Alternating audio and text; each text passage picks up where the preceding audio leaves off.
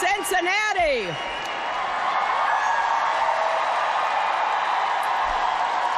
I especially want to thank all the people outside who couldn't get in. Thank you for coming today. I'm so delighted to be here with my friend and a great leader, Senator Elizabeth Warren.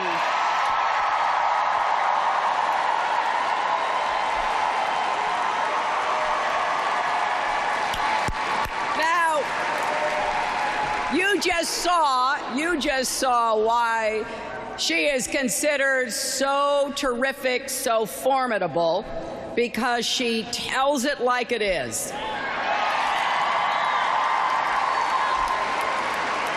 I am very grateful for that introduction, but more importantly, I want to thank her for fighting every single day for families like hers, families like yours, and millions of hardworking Americans who deserve to have more folks on their side.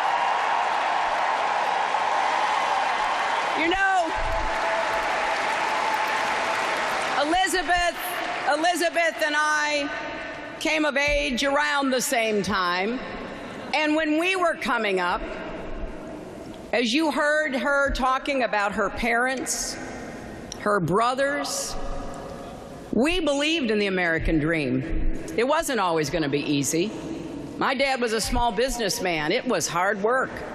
He got up every single day, went off to work, and worked hard, and lots of times my mother and my brothers and I would be there to help. He printed drapery fabrics in a long warehouse with a long table. It was dark and not very pleasant, but it was decent, honest work. And he believed, and he taught me, that's what you do in America. That's the basic bargain. You work hard, you do your part, you will get ahead and stay ahead. And we need to make sure that basic bargain is alive and well in 2016.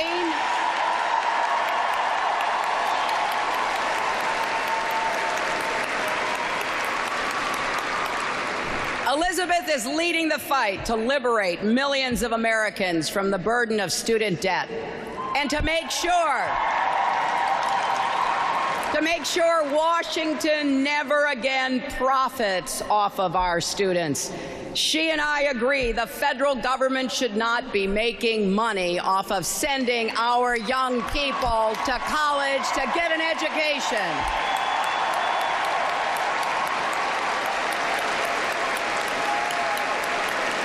And no one works harder to make sure Wall Street never wrecks Main Street again.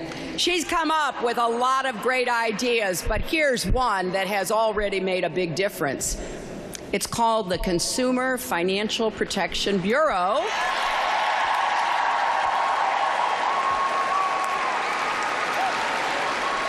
It's been around a few years under the leadership of a great leader from Ohio, Richard Cordray, who is leading the charge.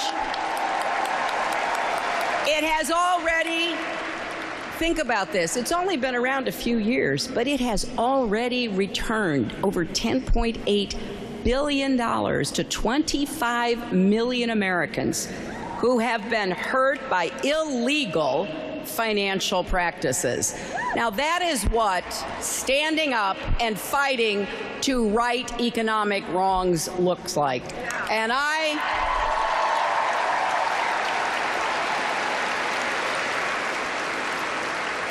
must say, I do just love to see how she gets under Donald Trump's thin skin.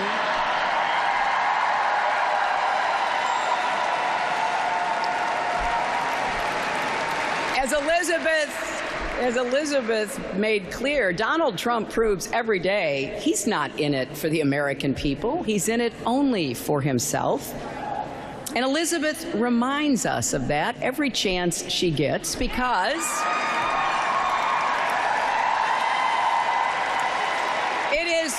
really important that voters here in Ohio and across America understand this. She exposes him for what he is: temperamentally unfit and totally unqualified to be President of the United States.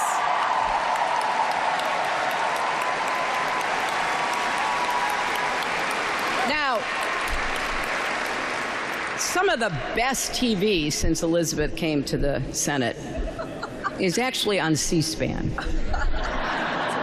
So whenever you see her pressing a bank executive or a regulator for answers, refusing to let them off the hook, remember, she is speaking for every single American who is frustrated and fed up. She is speaking for all of us, and we thank her for that.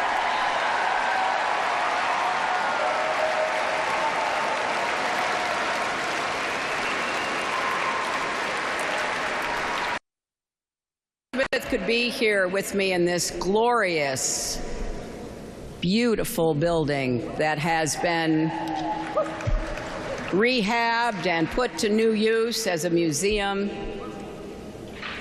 because we want to make the point together that we must have an economy that works for everyone again, not just those at the top, not just the rich or the well-connected, everybody. Now, one might ask, well, yes, that is what we believe. It sounds simple, doesn't it? Honestly, I think it is. It shouldn't be complicated. But there are too many politicians and corporations that don't agree. They don't even seem to get it.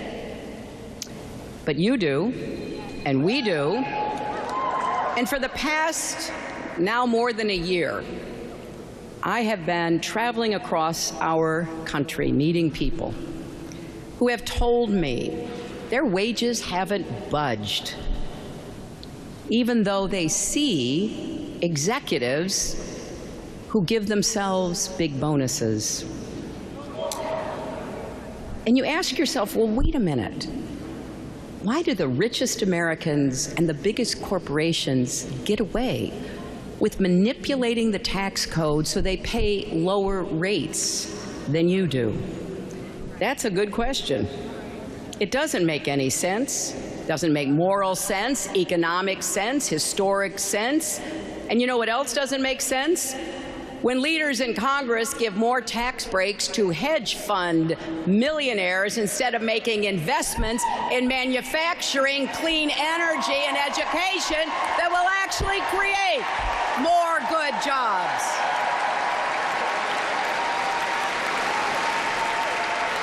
It doesn't make sense when corporations stash their profits overseas or send them to influential shareholders instead of making long-term investments in raising wages, training, and research, or when governors and legislatures use every trick in the book to weaken unions and make it harder for Americans to organize themselves for better wages and benefits.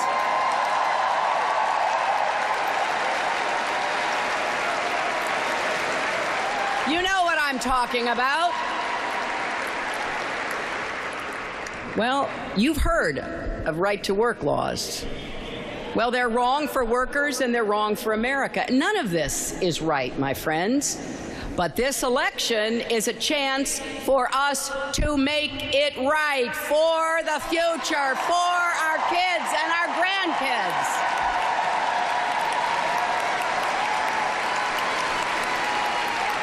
Let's make it right. Let's make it right for hardworking Americans like Stan Hall in Cleveland, who owns a small trucking company. It's a nonstop struggle for him to compete against the bigger guys. But if we keep our economy growing and make sure small businesses like Stan's get the right support, we can give more people a chance to succeed under that American basic bargain. Let's make it right for young people like Erica Roitblad in Westlake. She dreamed her whole life of going to Ohio University in Athens.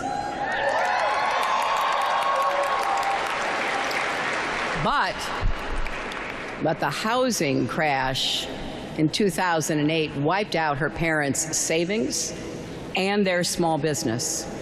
So to get her college degree at a public university, Erica wound up $100,000 in debt. We cannot let this student debt crisis continue. We've got to give hardworking students and families relief. And you know what Erica's doing now? She's volunteering for our campaign and working to elect Democrats across Ohio.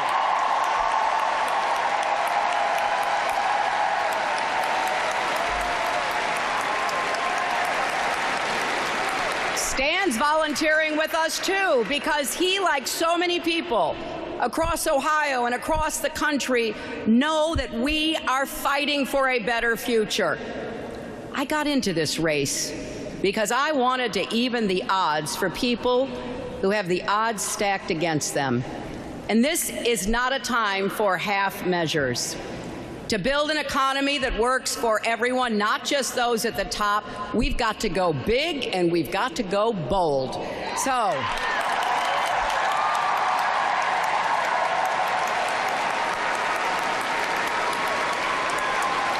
we need to take that frustration, the fear, the anxiety, and yes, the anger.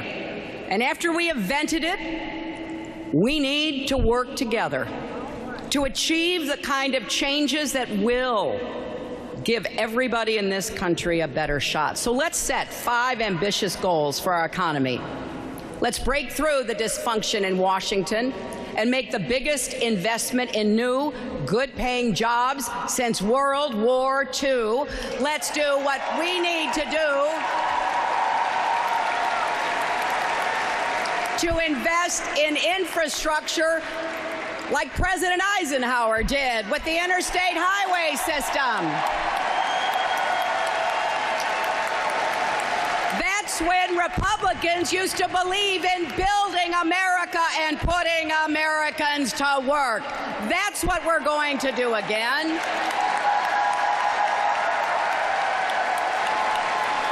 Let's set the goal of making college debt-free for everyone, like Erica.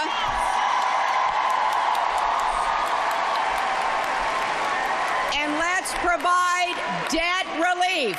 Let's provide debt relief as soon as we can, as soon as we start to work, Elizabeth. We'll take the day off for the inauguration, and then the Senate, the Congress, the White House, we're going to get to work to give students and their families relief from this debt.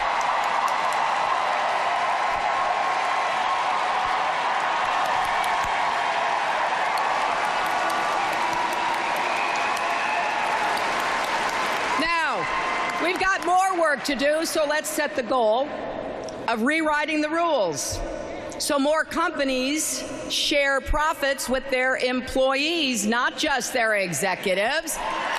Instead of shipping profits and jobs overseas, we've got the greatest country and the greatest economy in the world. Let's start acting like it, and let's make it clear that the companies have to be part of that greatness.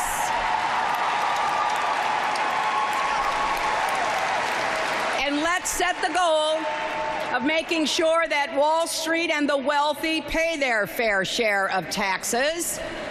Now, there are a couple of ways of doing this. I've been proposing a number of them. Something called the Buffett rule, after Warren Buffett. No millionaire should pay a lower tax rate than somebody working for him, like his secretary.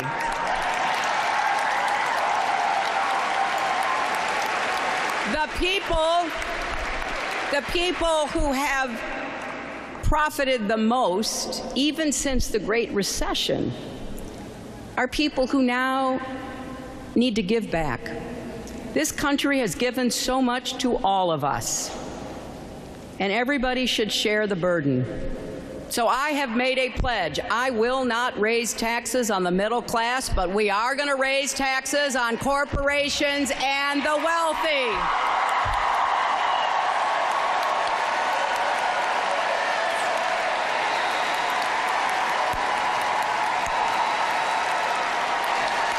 And don't you think it's about time that we put American families first? We're not living in the 50s or the 60s anymore.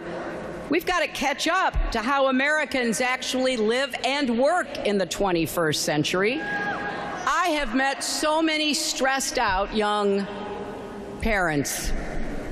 I've met so many stressed out middle-aged and older folks, young parents, because they're trying to balance what should be the joy of their lives, like our new grandson is for us and our granddaughter. I remember I was talking to Elizabeth on the phone when she was visiting her family, her grandchildren, and we talked about all this important stuff and what we have to do. And then she said, well, I got to go because I have to go buy my granddaughter some sparkly shoes. There is no greater joy but to see young parents struggling so hard and to see older people taking care of their parents. We've got work to do. We shouldn't make it so difficult to do your job at home and to do the job that puts food on the table and a roof over your head. Let me just say a word about rewriting the rules. You know, there are a lot of businesses thriving right here in Ohio who see their employees the right way. They see them as assets to invest in, not costs to cut.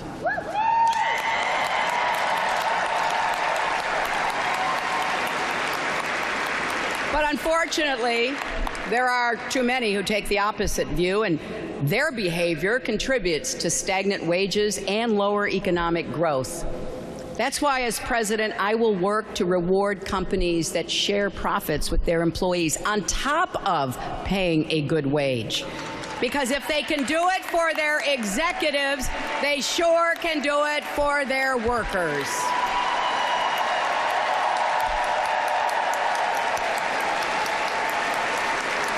And we will encourage companies to invest in worker training and to build high-quality apprenticeship programs where you earn while you learn. And we will strengthen unions because they are the bedrock of a strong middle class in America.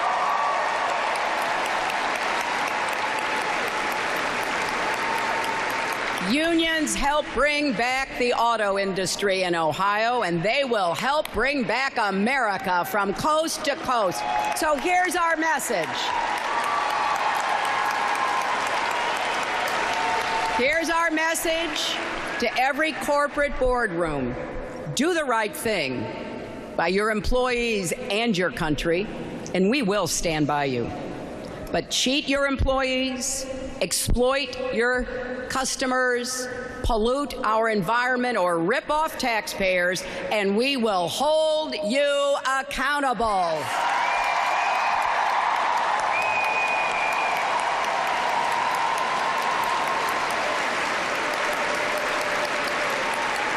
Because when companies take taxpayer dollars with one hand and give out pink slips with the other, and ship hundreds of jobs overseas, we're going to make them pay back those tax benefits, and we're going to take that money and reinvest it in workers and communities, and we're going to slap an exit tax on companies that move their headquarters overseas to avoid paying their fair share of taxes.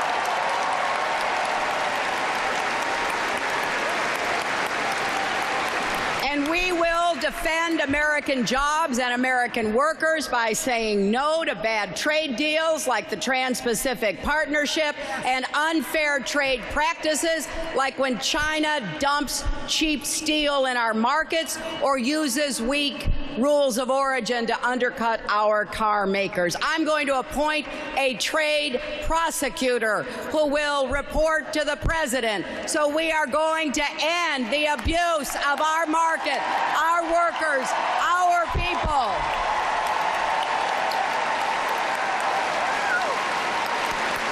And you know what? We're going to compete and win in the global economy by not letting anybody take advantage of our workers, not China, not Wall Street, not anyone. And we're going to defend and strengthen the tough rules to rein in Wall Street that were put in place after the crash. When corporations pay fines for breaking the law, those fines should cut into executives' bonuses. And if laws are violated, individuals, not just corporations, should be held accountable. And I will veto any effort to weaken protections for consumers.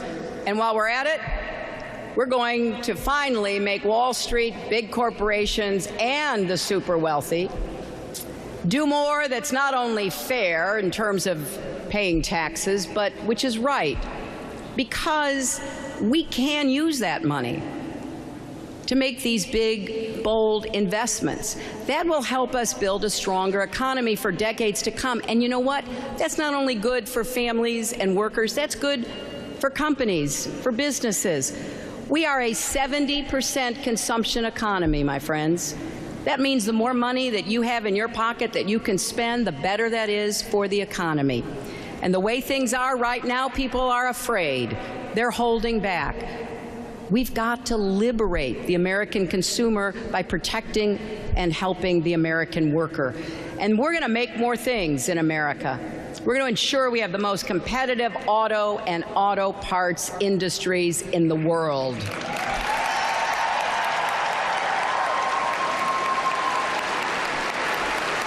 And when we invest in infrastructure, we're not just going to be investing in roads and bridges and tunnels and ports and transit and water systems. We're going to connect every home to high-speed broadband so they can get into the global marketplace.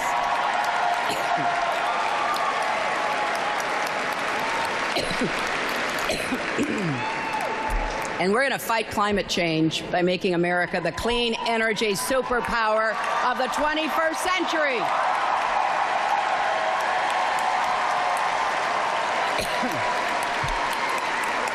And I want to compliment your mayor, Mayor Cranley, who's here, your state rep, Alicia Reese. Cincinnati is already one of the biggest cities in the country to run 100% on clean energy. Congratulations.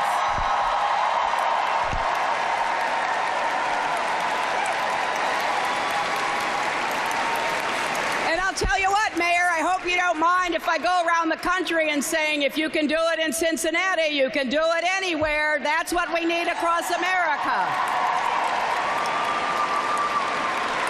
And while we're at it, we're going to raise the national minimum wage. $7.25 an hour is a poverty wage. Workers deserve better. They deserve a living wage and a job with dignity.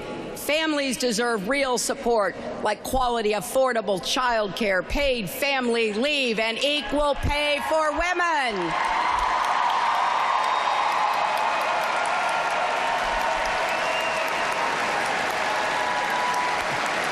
Now, I know when I talk about these things, Donald Trump says, I'm playing the woman card. Well, I'll tell you what, if fighting for families is playing the woman card, deal me in.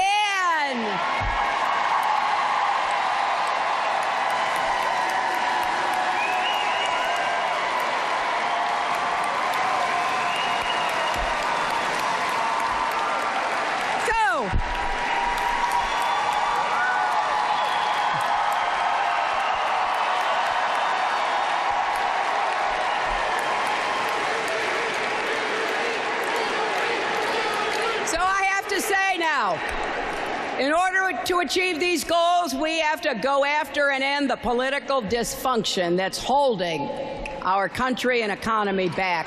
So let's overturn Citizens United and get unaccountable money out of politics.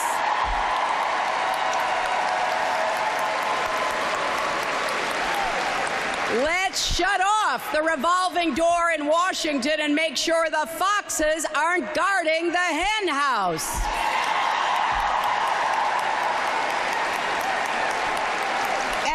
And let's learn how to listen to each other and work together again. I am determined to break through the gridlock, to get things done for working families. I know Democrats and Republicans can work together. I know it because I've done it. I worked with Republicans and Democrats to create the Children's Health Insurance Program, which today insures 8 million kids. I worked with Republicans and Democrats to bring jobs back to upstate New York and to help New York City heal and rebuild after the 9/11 attacks. I proudly served as Secretary of State, and I didn't just represent Democrats, I represented all Americans, because you know what?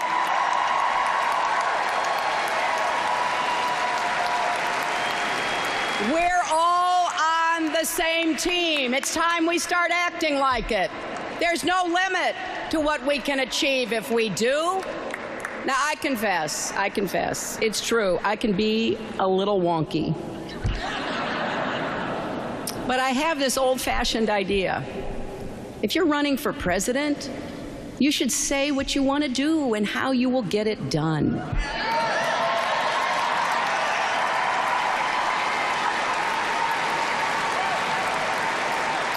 So now that you've heard some of my plans for the economy, ask yourself, what are Donald Trump's plans? Well, best I can tell, he has no credible strategy for creating jobs. And maybe we shouldn't expect better from someone whose most famous words are, "You're fired." Now, he rails against other countries, doesn't he? He says he's for our workers. But Trump's own products are made in a lot of countries that aren't named America. Trump's suits were made in Mexico. He could have had them made in Brooklyn, Ohio. Trump furniture is made in Turkey instead of Cleveland. Trump barware is made in Slovenia instead of Toledo. So how does that all fit into his talk about America first? But that's just the start. This is a man who plays coy with white supremacists and mocks people with disabilities, who talks about banning an entire religion from entering our country, who advocates getting rid of gun-free zones in schools, letting more countries have nuclear weapons, defaulting on our national debt, turning back the clock on marriage equality, and just like Elizabeth, I could go on and on. This is someone whose reaction to the horrific mass shooting in Orlando was to publicly congratulate himself. And on Friday, when Britain voted to leave the European Union, he crowed from his golf course about how the disruption could end up creating higher profits for that golf course. Even though within 24 hours, Americans lost $100 billion from our 401ks. He tried to turn a global economic challenge into an infomercial. Imagine Donald Trump sitting in the Oval Office the next time America faces a crisis.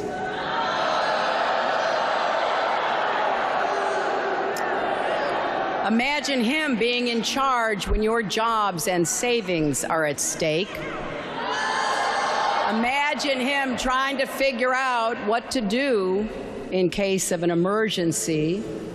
So it's no wonder, is it, that risk analysts listed Donald Trump, a Donald Trump presidency, as one of the top threats facing the global economy, ahead of terrorism. Well, we are not going to let Donald Trump bankrupt America the way he bankrupted his casinos. We need need to write a new chapter in the American dream, and it can't be Chapter 11. If you believe that Donald Trump's wrong for America and that our best days are ahead of us, please join us in this campaign.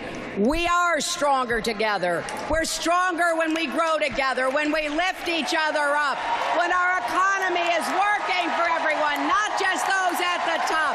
Let's get to work, Ohio. Let's knock on doors and register voters. Let's send Ted Strickland to the Senate with Sherrod Brown. Let's send Alicia Reese back to Columbus. Let's get more strong, progressive leaders like Senator Warren in Washington and state houses. This November, let's take our country in the right direction with confidence and optimism. That's what we can do together. Thank you all.